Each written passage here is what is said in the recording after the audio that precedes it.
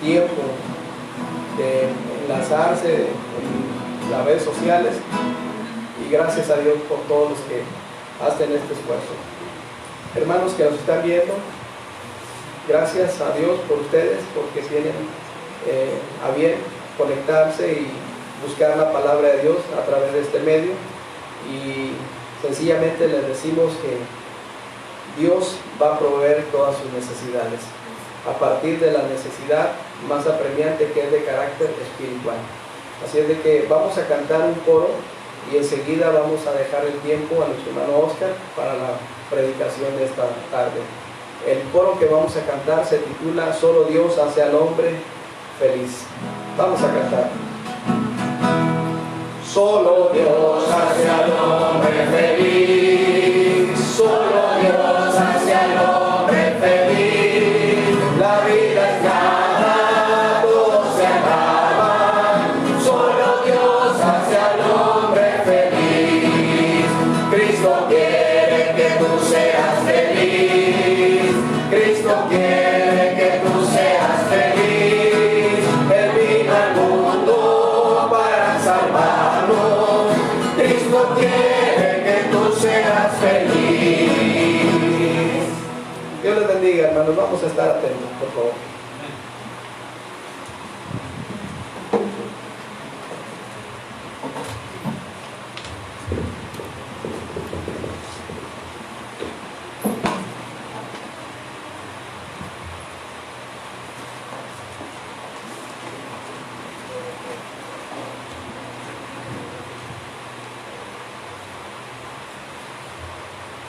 Gracias a Dios porque nos permite reunirnos. Amén. Y algunas caras que ya teníamos rato que no veíamos, ¿verdad? No son caras nuevas, tampoco son caras viejas, sino que ya tenía un ratito que no les veíamos. Así que gracias a Dios, hermanos, ¿verdad? Por ustedes, y ¿verdad? Que aquí estamos, como decía nuestro hermano Manolo, con las precauciones, las recomendaciones, y vamos a cuidarnos, sigamos cuidándonos. Así es, ¿verdad? Queremos estar bien, queremos que estén bien ustedes igual, así que vamos a seguir las recomendaciones que nos instruyen, que nos dan. Y hay muchas, le llaman teorías, pero realmente no son teorías, son hipótesis. Ustedes se preguntan qué diferencia hay entre una hipótesis y una teoría. Una hipótesis es un conocimiento que puede ser falso o verdadero. Hay veces que el conocimiento, cuando se comprueba, se vuelve verdadero, y las teorías están formadas por conocimientos verdaderos. Hay veces que uno usa la palabra teoría como para decir que no está comprobado. No, sí, las teorías están comprobadas. Tenemos la teoría de la gravedad de la Tierra, que un objeto, ¿verdad?, tiende a bajar. Así es. Bien, y las hipótesis, como les digo, pueden ser falsas y verdaderas. Y últimamente por ahí de repente llegan algunos comentarios, algunos videos que le llaman teorías, pero no son teorías, ¿verdad? Que le llaman teorías de la conspiración. Que este problema que está pasando en el mundo no realmente es como lo dan a conocer las autoridades sanitarias, la Organización Mundial de la Salud y etcétera, las autoridades. Dicen, no es cierto, es algo, y mencionan a Bill Gates y mencionan a algunas personas, y que la tecnología 5G y etcétera, etcétera. Y a veces confunden a las personas, a veces las ponen a dudar, y algunos hasta las creen. Tengamos cuidado, no creamos toda la información que llega, porque muchas veces es falsa, no es verdadera, ¿sí? Y verdad es que a veces la gente se puede confundir o puede en cierta manera, tener ansiedad al creer mucha de esta información que no es cierta. Pero tenemos la Biblia, la palabra profética más segura, más segura, y en ella sí podemos depositar toda nuestra confianza, nuestra seguridad, como una firme ancla del alma, decía el apóstol. En esta tarde vamos a estudiar un poquito sobre un tema que a mí me gusta, que es el Apocalipsis. El Apocalipsis, la historia de los eventos por venir. Ya anteriormente habíamos tenido algunos estudios sobre este tema. Decíamos cómo Daniel pone el fundamento para el estudio de los eventos por venir. Todo lo que Dios hará en el futuro se explica en las profecías del libro de Daniel. Ustedes recordarán, allá en el capítulo 9 hablamos de las 70 semanas, divididas en 3 partes, 7 semanas, después, otras 62 que suman 69, y después una semana más, que en total suman 70 semanas, las 70 semanas de Daniel, que es precisamente lo que habla el libro de Apocalipsis. ¿De qué habla el libro de Apocalipsis? Habla de la 70ª semana, la 70, ¿verdad? La 70ª semana. Esa semana que falta para completar la 70 es la que nos habla de la tribulación. Va a haber una tribulación en el mundo que dice la Biblia, cual nunca ha habido ni habrá en la historia humana.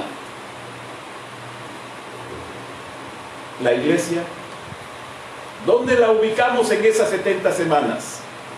No está ni en las primeras 69, ni tampoco está la iglesia en la 70 semana, en la 70ª.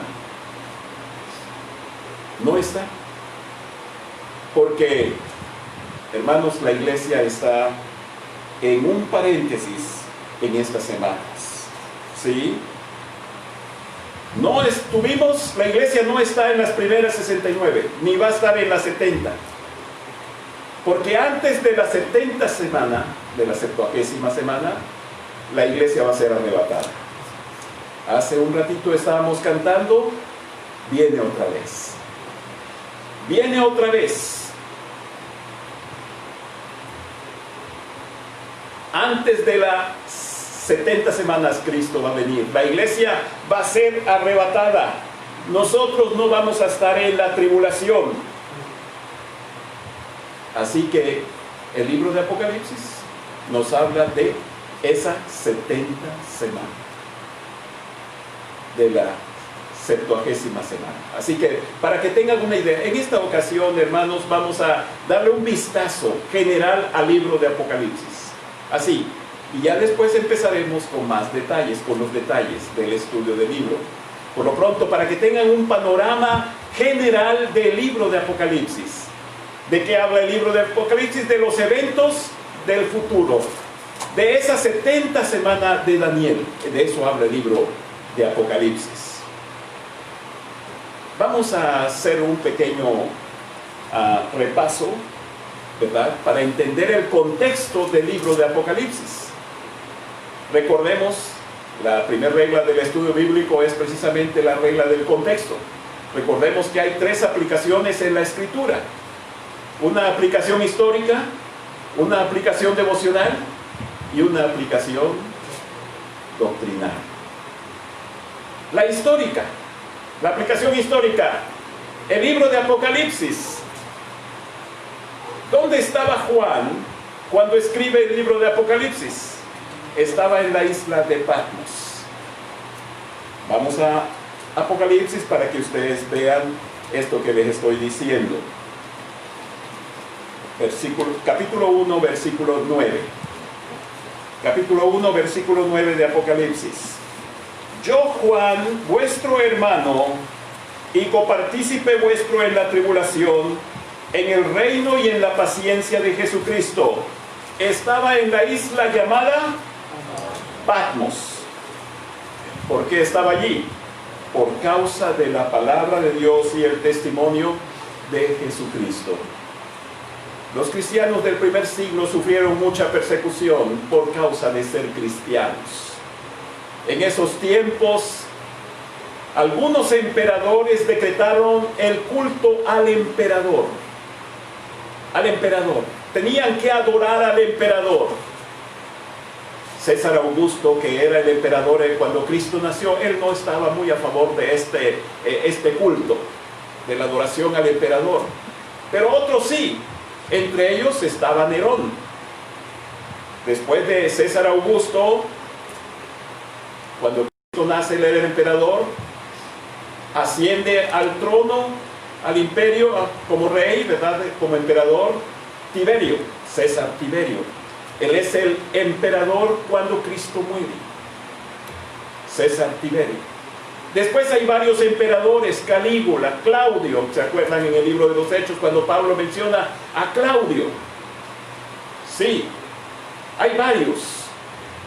En la época de Claudio hubo persecución contra los cristianos también, y dice Aquila y Priscila que Claudio los echó fuera de Roma. No quería a los cristianos. Hubo mucha persecución, hermanos. Si no querían adorar al emperador, eran echados a las fieras, a las bestias en los circos romanos, ahí en los teatros que había en aquel tiempo.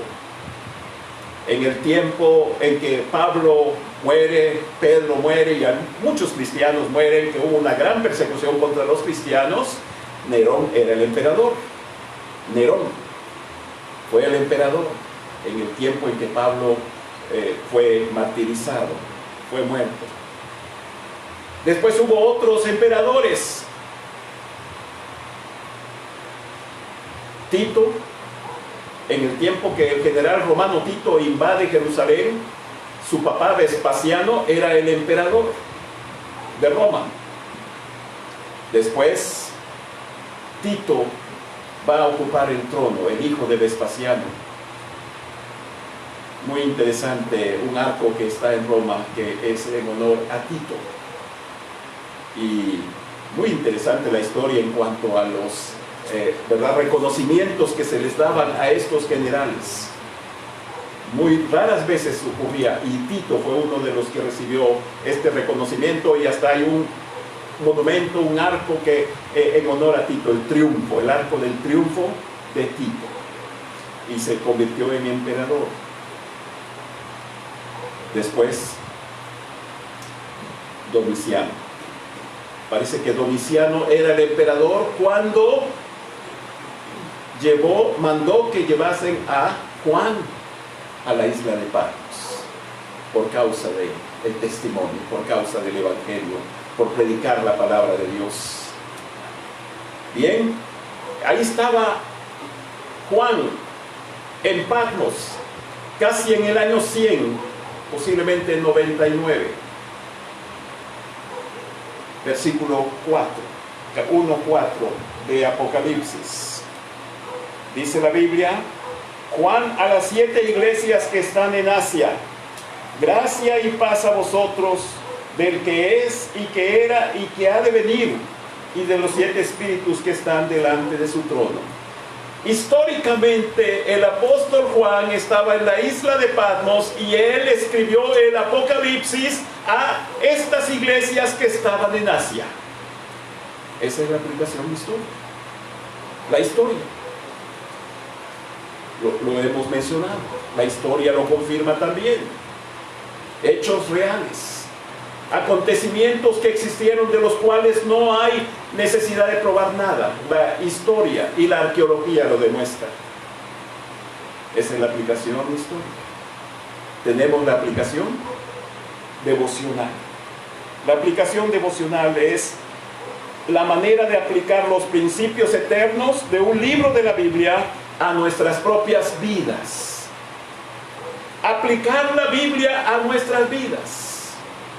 Decíamos en el compañerismo pasado que estuvimos con los pastores compartiendo, que a veces esta es una debilidad que mostramos los pastores y los creyentes. de cómo aterrizar estos conocimientos de la palabra de Dios a nuestra vida, cómo aplicarla, cómo hacerla práctica en este nuestro diario vivir.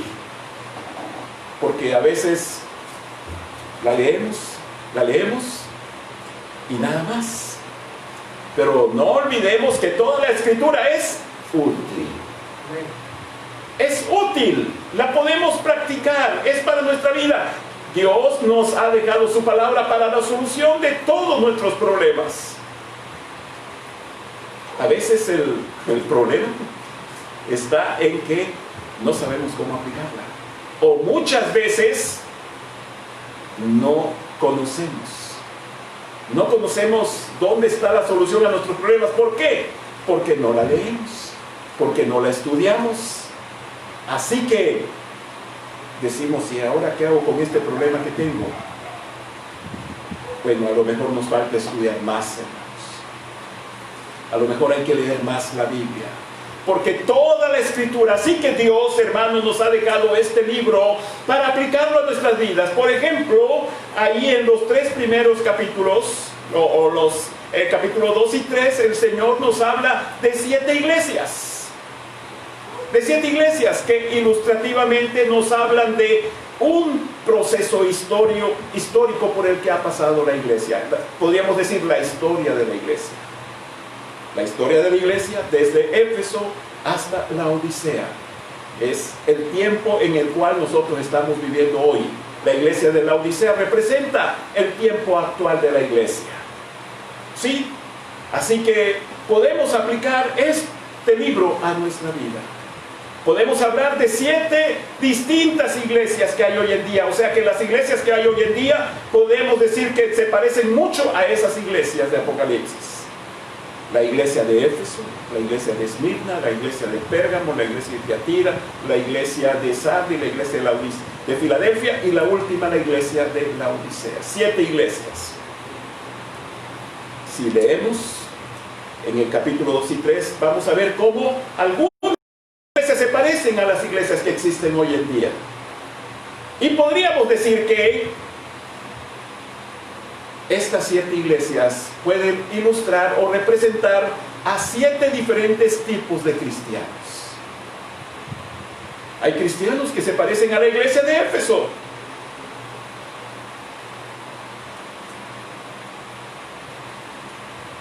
Uno de los reclamos que el Señor hace a la iglesia de Éfeso es, ¿verdad?, de que ha dejado su primer amor.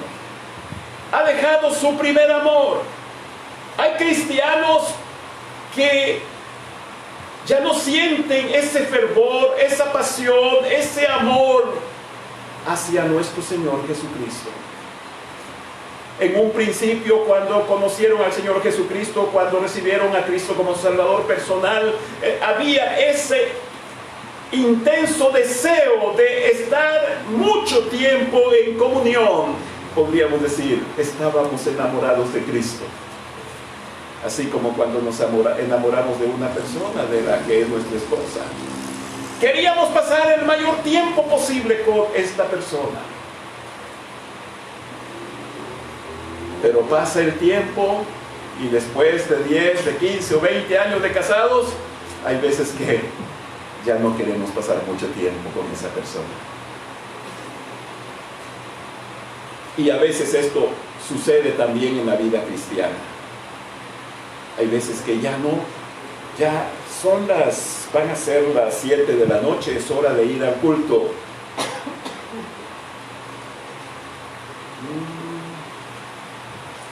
Pues puedo llegar 7:15, 7:30, ¿no? Hermanos, dice el Señor Jesucristo por medio del apóstol Juan, ¿verdad?, hablando de Éfeso: has dejado tu primer amor. Y así podríamos mencionar a estos diferentes tipos de cristianos. Unos se parecen a la iglesia de Éfeso, otros a la iglesia de Esmirna, de Pérgamo, de Tiatira. Ya hemos estudiado esto, nada más estamos recordando un poquito. Ustedes recordarán, ¿verdad? Ya hablamos de estas 7 iglesias. Así que la Biblia, hermanos, es para aplicarla a nuestras vidas. Esa es la aplicación devocional. Y la aplicación doctrinal, le podríamos llamar también profética. Por lo regular habla de eventos del futuro, eventos que siguen en el plan de Dios. Trata de los eventos del porvenir. Después del arrebatamiento de la iglesia, como decía este himno que cantábamos, Cristo viene otra vez. Cristo dijo, vendré otra vez. Vendré otra vez. Les voy a tomar conmigo y les voy a llevar conmigo. Y haremos una gran fiesta, una fiesta de bodas de 7 años. Qué bonito, ¿verdad? Hay veces que las fiestas no duran un ratito. En algunos lugares a veces duran días, ¿verdad? Y que la boda y que la tornaboda y etcétera. Pero esta fiesta, 7 años. Cosas muy interesantes. Y después de que la iglesia haya sido arrebatada o levantada, después de que el Señor Jesucristo nos haya llevado con Él, ahora sí, el libro de Apocalipsis. De esto trata el libro de Apocalipsis. Lo que va a suceder después de que el Señor lleve a su iglesia al cielo. El libro de Apocalipsis nos habla principalmente de la gran tribulación. La gran tribulación. En segundo lugar, nos habla del regreso de nuestro Señor Jesucristo, su segunda venida. Y nos habla del reino milenial de nuestro Señor Jesucristo. Y un poquito más, también nos da un pequeño vistazo de la eternidad. De la eternidad. Vamos a ver cómo este libro está dividido en 3 partes. De forma natural podemos ver estas 3 divisiones. ¿Qué nos señala o nos muestra estas divisiones? Por ejemplo, allí en el capítulo 4 de Apocalipsis,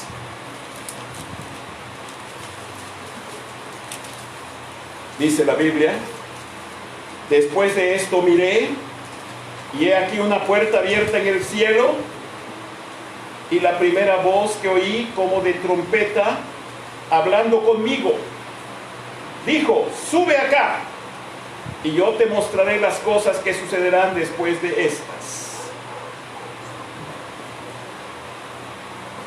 Una puerta abierta en el cielo. El cielo se abre. Y Cristo le dice a Juan, sube. Sube. Esta es la primera división de Apocalipsis. Lo que está atrás del capítulo 4.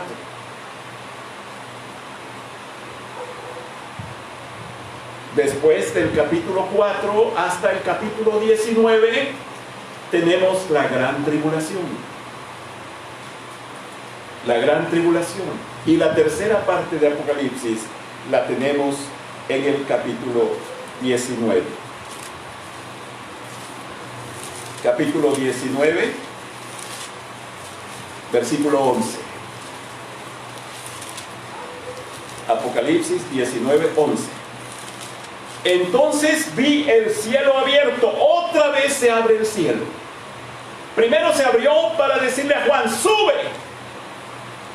Ahora el cielo se abre para que alguien baje, para que alguien descienda.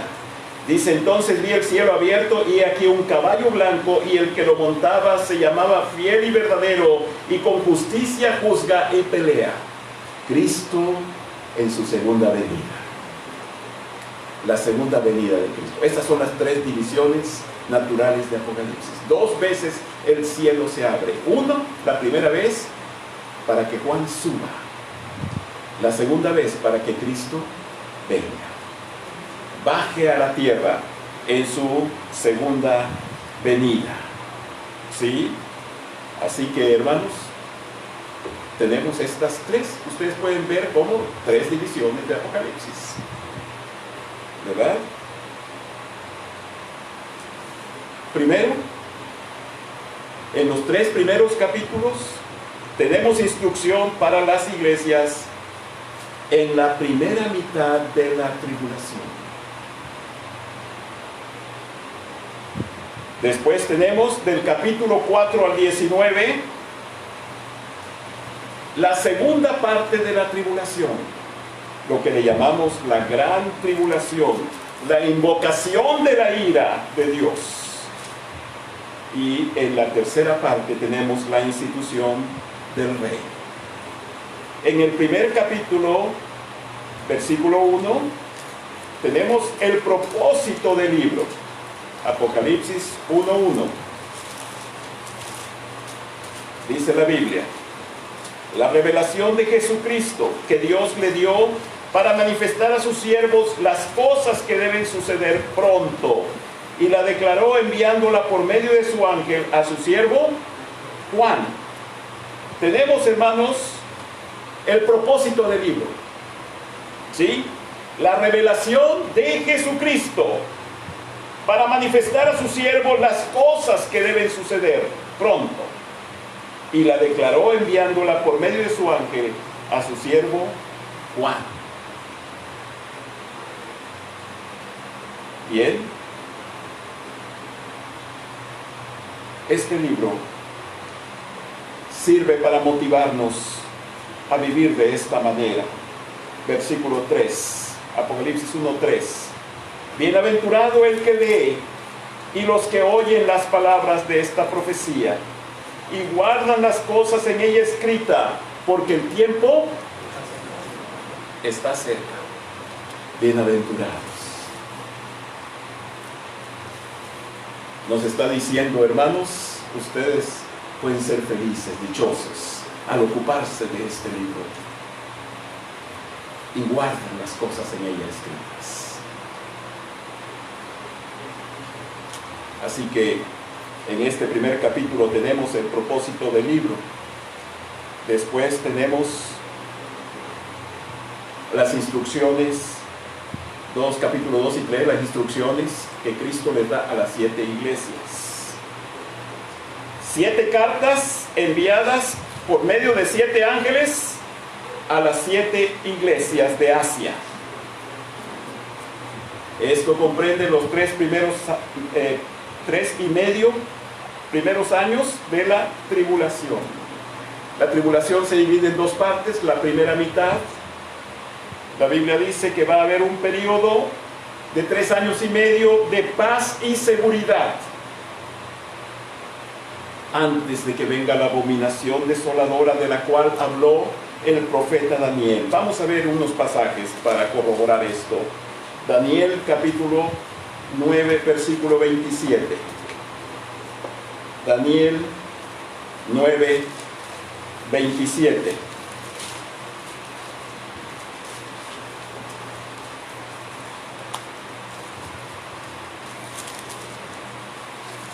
Dice el libro de Daniel, está hablando de la última semana de las 70, que es la 70ª, que se refiere a la gran tribulación. Dice: y por otra semana confirmará el pacto con muchos, el anticristo, hermanos. A la mitad de la semana hará cesar el sacrificio y la ofrenda. Después, con la muchedumbre de las abominaciones, vendrá el desolador, hasta que venga la consumación y lo que está determinado se derrame sobre el desolador. Es la última semana, dividida en 2 partes. A la mitad, dice, a la mitad de la semana.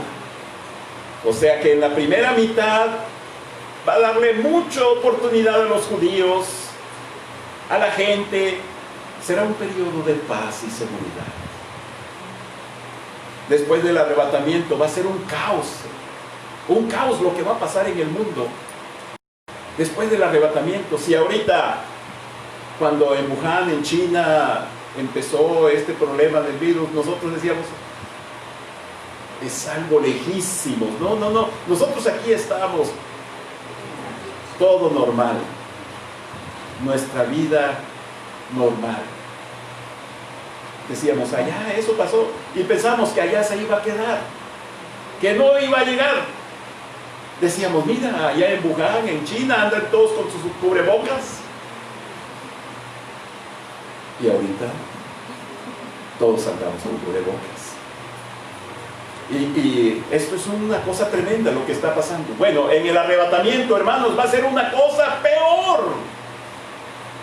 Peor. ¿Cómo explicar la desaparición de millones de personas en el mundo?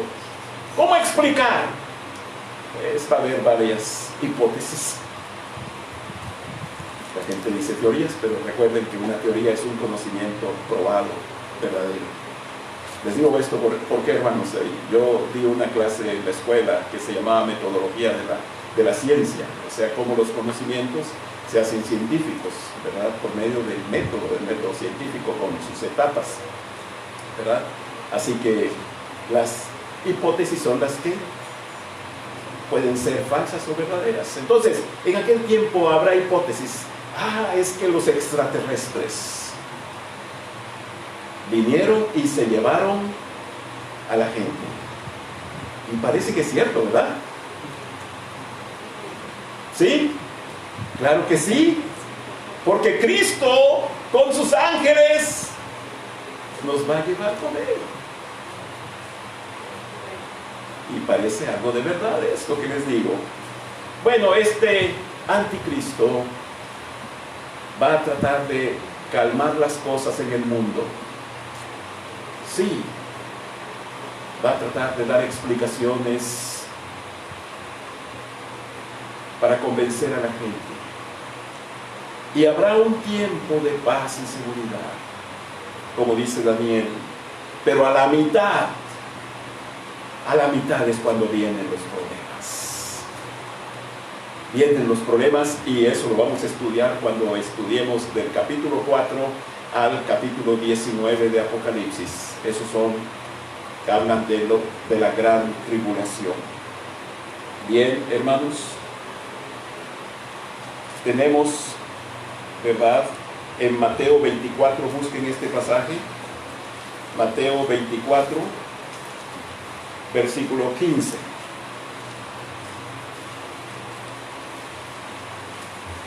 Mateo 24, 15.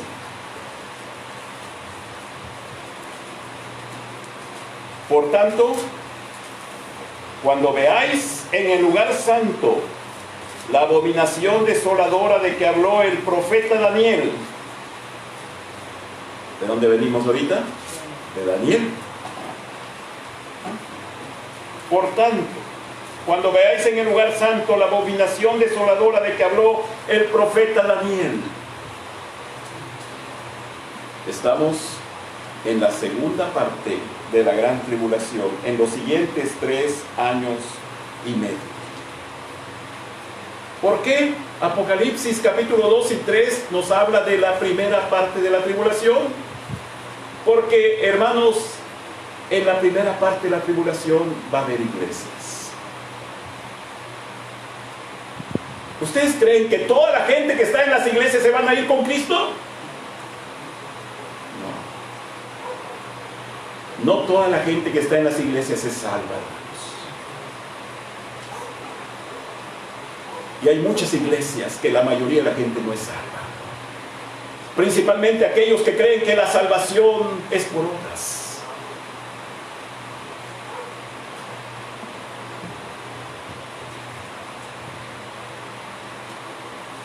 Hay mucha gente, hermanos,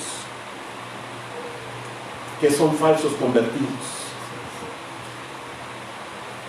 Así que va a haber muchas iglesias en el tiempo de la gran tribulación.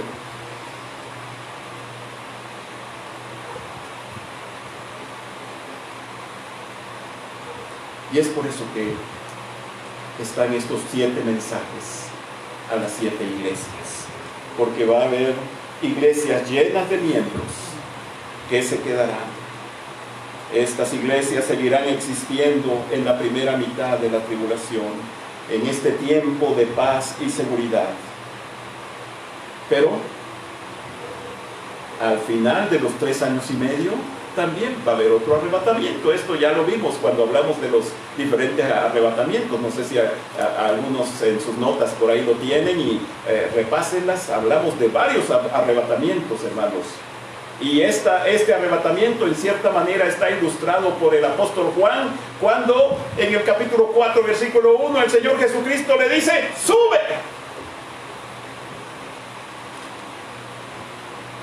Porque precisamente es a la mitad de la gran tribulación.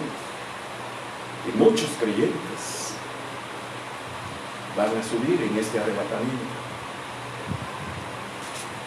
Cuando el cielo se abre, Dios arrebata a Juan y la gran tribulación comienza.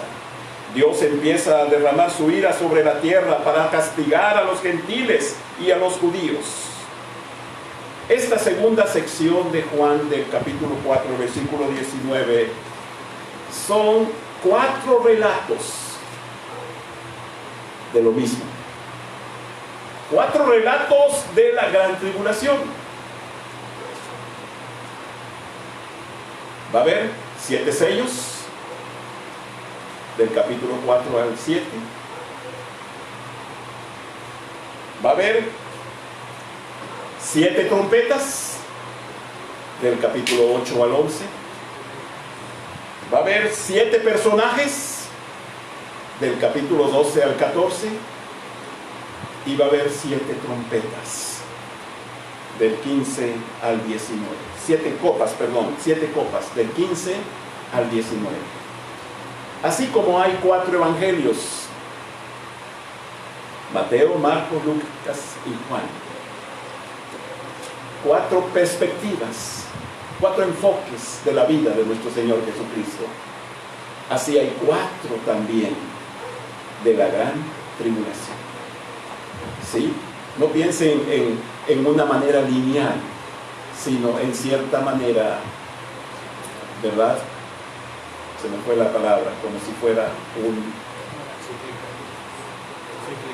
cíclica, pero tiene otra palabra, se me fue, después se las digo.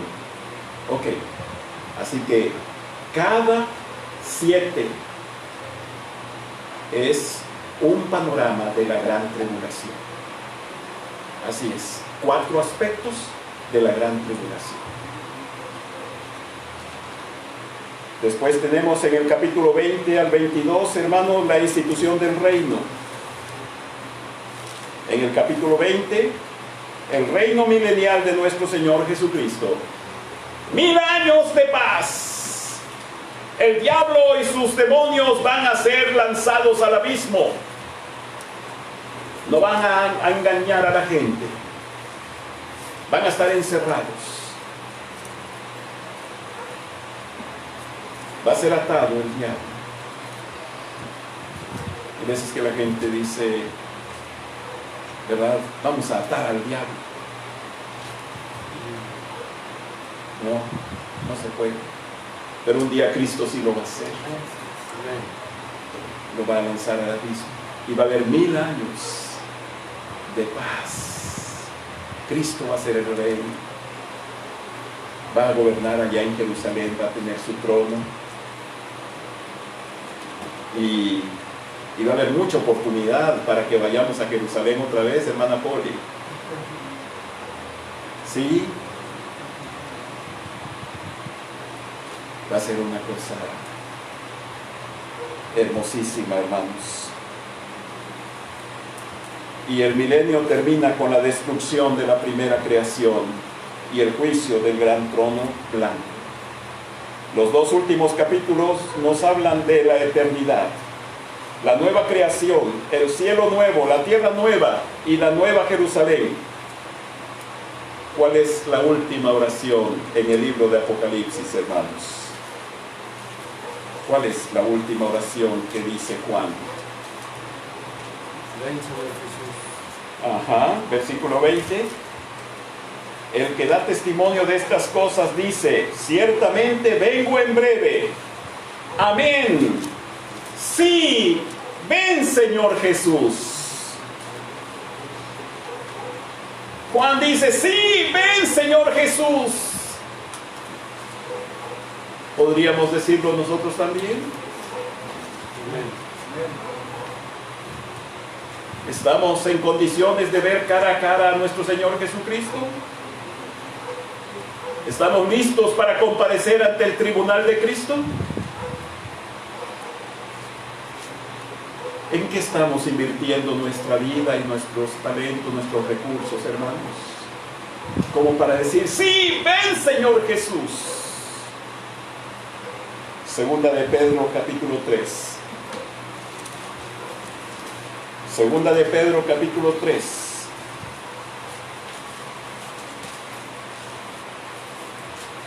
Versículo 11.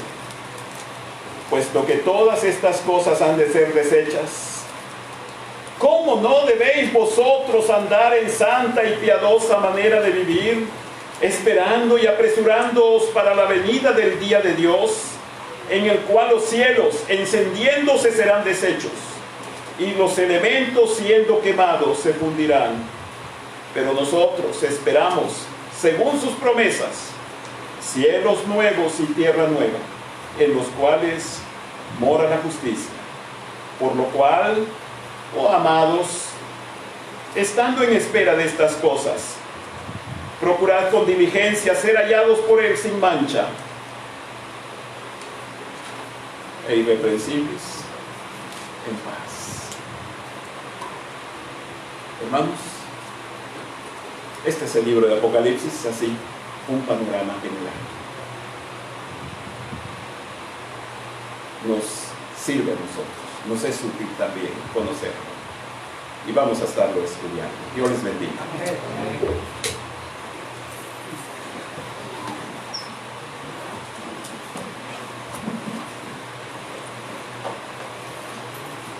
Gracias a Dios, hermanos, por esta palabra.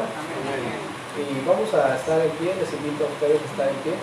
Vamos a concluir esta actividad, este culto, cantando el Salmo 63 o en sus coritarios el 317. Dios, Dios mío, eres tú. Solamente lo vamos a cantar una vez y enseguida voy a pedir que pase el hermano Rogelio y tenga una oración para concluir esta actividad, este culto, hermanos. Salmo 63. Dios mío, eres tú.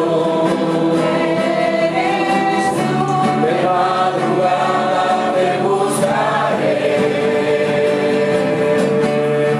Dios mío, eres tú. De madrugada te buscaré.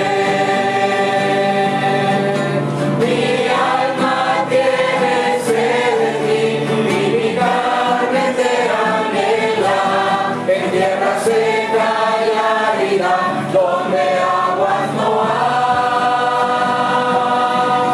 Mi alma tiene sed de ti y mi carne te anhela en tierra seca y árida donde aguas no hay. Donde aguas no hay. Donde aguas no hay. Vamos a orar para concluir, hermanos, por favor.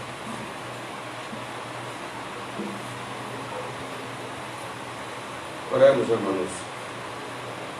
Glorioso Padre Celestial, Señor Todopoderoso, Dios de toda honra y de toda gloria, gracias, Señor, por esta tu palabra que ha sido expuesta, Señor. Gracias, Señor, porque nos revelas, Padre, cosas que ojo no vio ni han subido el corazón del hombre, Señor. Porque tú nos revelas a nosotros porque te amamos, Señor, a tu iglesia. Gracias, Padre. Sabemos que hay muchas otras cosas más que tienes preparadas para nosotros. Gracias, Padre. Sigue usando a tu siervo, Señor, que expuso tu palabra, Señor, para que siga edificándonos, Señor, para que, Señor, atesorando tu palabra, aprendamos a vivir conforme a tu voluntad, Señor. Gracias, Padre. Estamos en tu divina mano, Señor.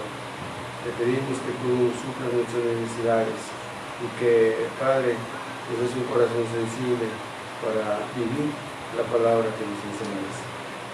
Gracias, Señor. Y ahora te pedimos que nos lleves también a nuestros hogares, Señor, y que, Señor, se haga tu voluntad en nuestras vidas. Esto te lo rogamos en el nombre de Cristo Jesús, Señor nuestro. Amén. Amén. Vamos a todos.